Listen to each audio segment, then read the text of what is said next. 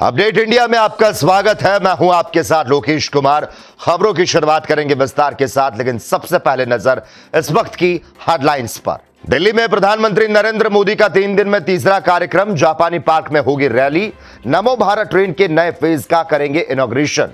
मराठा सेवा संघ कार्यक्रम में शामिल हुए गडकरी, कहा राजनीति में यूज एंड थ्रो चलता है, नेताओं की वफादारी सत्ता पार्टी से होती है, विचारों का खालीपन बड़ी समस्या। सरकार बोली एचएमपीवी इस मौसम में सामान्य वायरस, सांस से जुड़ी बीमारियों में किसी भी बढ़त से निपटने को तैयार, चीन के हालात पर कड़ी नजर। हालिया हिंसा पर कांग्रेस ने प्रधानमंत्री नरेंद्र मोदी पर निशाना साधते हुए कहा, भारतीय जनता पार्टी वो माचिस की तीली जिसने मणिपुर को जलाया। चलिए अब नजर खबरों की ओर।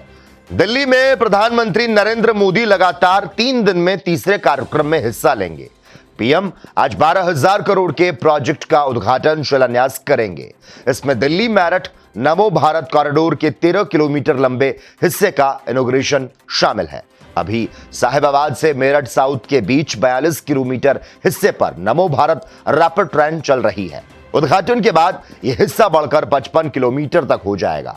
प्रधानमंत्री नरेंद्र मोदी आज जापानी पार्क में एक रैली को संबोधित करेंगे। इसके पहले मोदी ने 3 जनवरी को प्रधानमंत्री ने जिस तरह से दिल्ली में 4,500 करोड़ रुपए की कई परियोजनाओं का इनॉग्रेशन और शिलान्यास किया था, वहीं 4 जनवरी को प्रधानमंत्री ने भारत मंडपम में ग्रामीण भारत महोत्सव 2025 का इनॉग्रेशन किया था।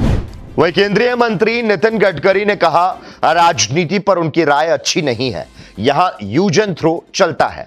गडकरी ने उन लोगों पर सवाल खड़ा किया जो सत्ता में आने वाली पार्टी में शामिल हो जाते हैं। उन्होंने कहा, कई लोग सत्ता में आने वाली पार्टी की ओर दौड़ पड़ते हैं, ऐसे में विचार और वफादारी आखिर कहां जाती है। हमारे देश में विचारधारा कोई समस्या नहीं, विचारों का खालीपन समस्या है। केंद्रीय मंत्री ने कहा, अगर देश को आगे बढ़ना है तो पहले फैमिली यूनिट का विकास करना होगा। गडकरी शनिवार को पुणे पहुंचे थे और मराठा सेवा संघ के आयोजित कार्यक्रम में शामिल हुए थे। चीन में कोविड जैसे वायरस ह्यूमन मेटानिमो वायरस यानी कि एचएमपीवी के बढ़ते मामलों के बीच भारत सरकार ने ज्वाइंट मॉनिटरिंग ग्रुप की बैठक की।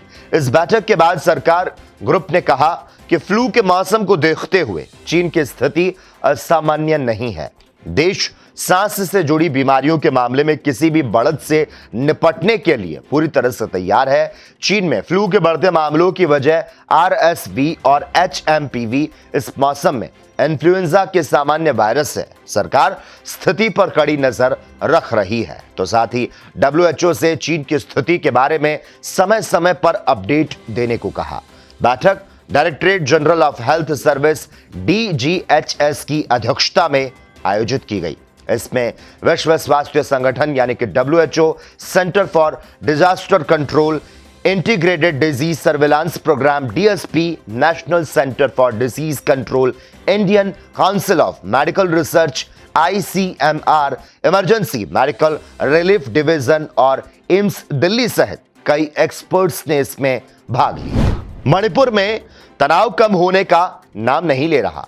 जैसे ही लगता है अब हालात नियंत्रण में है, तभी फिर से हिंसा भड़क जाती है और इसे लेकर कांग्रेस लगातार प्रधानमंत्री नरेंद्र मोदी पर निशाना साध रही। ताजा हिंसक घटनाओं के बाद विपक्षी पार्टी ने कहा कि पीएम राजधर्म का पालन नहीं करने की संवैधानिक जिम्मेदारी से बच नहीं सकते।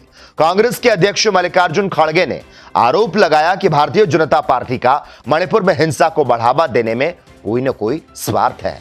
उन्होंने कहा, भारतीय जनता पार्टी वो माचिस की तीली है जिसने मणिपुर को जलाया। इसके अलावा उन्होंने सोशल मीडिया मंच एक्स पर ताजा हिंसा के बारे में खबर की कटिंग को साझा की। हरियाणा पंजाब के खनौरी बॉर्डर पर किसानों की महापंचायत हुई, जहां 40 दिन से आमरण अनशन पर बैठे जगजीत सिंह डल्लेवाल को स्ट्रेचर से मंच पर लाया गया, जिसके बाद उन्होंने 9 मिनट किसानों को संबोधित किया। कहा कि सरकार जितना मर्जी जोर लगा ले, हम ये लड़ाई जीत कर जाएंगे। वहीं किसान नेताओं का दावा है कि इस महापंचायत में 80 से 90 हजार लोग पहुंचे थे। इस दौरान पंजाब की तरफ महापंचायत के गांव से आपको बता दें, मंच से करीब 7 किलोमीटर तक रोड पर जाम लगा रहा। खनौरी बॉर्डर के हरियाणा साइड पर पुलिस की कड़ी सुरक्षा रही। यहां पर पुलिस और अर्धसैनिक बलों की 21 कंपनियां तैनात थी। जींद जिले में बीएनएस की धारा 163 लागू कर रोडवेज और पुलिस की करीब 20 बसें, 5 एम्बुलेंस और ब्रज वाहन तैनात रहे। इससे हरियाणा की तरफ से कोई किसान महापंचायत में शामिल नहीं हो सका। वहीं इसी बीच केंद्रीय कृषि मंत्री शिवराज सिंह के पास पंजाब सरकार की चिट्ठी पहुंची, जिसमें उन्हें आंदोलन में हस्तक्षेप कर इसे खत्म कराने की मांग की गई। हालांकि चौहान पहले कह चुके हैं यह मामला सुप्रीम कोर्ट में चल रहा है, वहां से जो भी फैसला आएगा उस पर अमल करेंगे। हरियाणा के फतेहाबाद में किसान महापंचायत में किसान नेता राकेश टिकैत ने बड़ा बयान दिया। टिकैत ने कहा, खनौरी बॉर्डर पर चल रहे किसानों के धरने से भारत सरकार को फायदा हो रहा है। उन्होंने कहा, इससे पंजाब सरकार काफी नुकसान झेल रही है। सड़कें बंद होने की वजह से सिख समुदाय परेशान है, इसीलिए केंद्र सरकार नहीं चाहती कि खनौरी बॉर्डर का धरना अभी खत्म हो। वहीं राकेश टिकैत ने कहा, इस बार किसान जब दिल्ली की ओर कूच करेंगे तो दिल्ली को अंदर से घेरने के बजाय केएमपी का घेरा जाएगा, ताकि दिल्ली चारों ओर से जाम हो सके।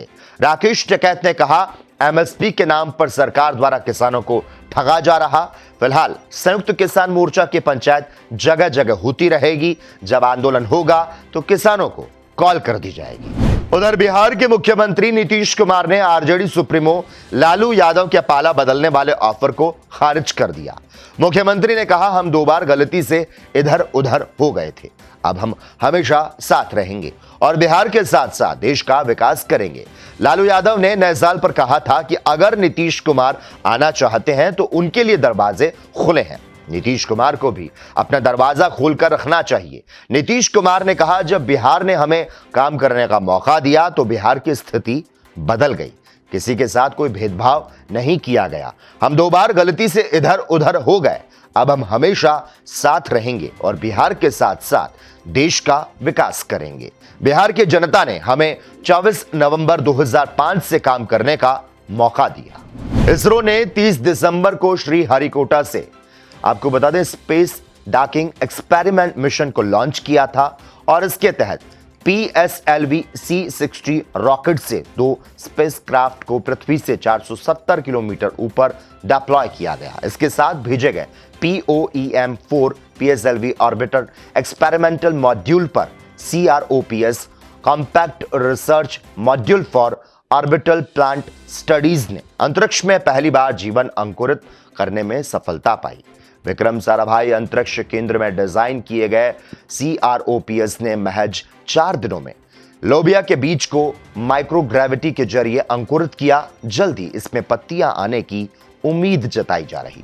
उधर महाकुंभ में आस्था की डुबकी लगाने आ रहे करोड़ों श्रद्धालुओं की सुरक्षा को लेकर सभी जरूरी कदम उठाए जा रहे। गंगा और यमुना नदी में श्रद्धालुओं की सुरक्षा के लिए 4000 जल पुलिस के जवान तैनात किए जाएंगे। इन जवानों को अत्याधुनिक उपकरणों से लैस किया है। अंडर वाटर ड्रोन और सोनार सिस्टम जैसे इक्विपमेंट के माध्यम से जल पुलिस संगम के चप्पे चप्पे पर निगरानी कर रही। लाइफ बॉय और FRP स्पीड मोटर बोट जैसे इक्विपमेंट आपातकालीन परिस्थितियों में लोगों के लिए सहायक होंगे। किसी भी तरह की आपदा से निपटने के लिए वेल ट्रेन्ड जल पुलिस के जवान तैनात किए गए। जल पुलिस योजना के तहत अब तक करीब 2500 जवान तटों की सुरक्षा के लिए तैनात कर दिए गए। 3 जल पुलिस स्टेशन बनाए गए जो श्रद्धालुओं की सुरक्षा के लिए 24 घंटे तत्परता से कार्यरत हैं। तटों पर सुरक्षा की मॉनिटरिंग जल पुलिस के कंट्रोल रूम से की जा रही है, जबकि पूरे मेला क्षेत्र में 17 जल पुलिस सब कंट्रोल रूम स्थापित किए गए। इस मैन पावर में मेले की शुरुआत से पहले और भी ज्यादा इजाफा किया जाएगा। इसमें करीब 1300 जल पुलिस के जवान जुड़ जाएंगे। इस तरह से मेले के दौरान कुल मिलाकर 3800 जल पुलिस के जवान तटों की सुरक्षा में मुस्तैद रहेंगे। इसी के साथ ही इस वक्त के बुलेटिन में बस इतना ही। देश और दुनिया के तमाम अहम खबरों को देखने के लिए जुड़े रहिए हमारे साथ और देखते रहिए अपडेट इंडिया।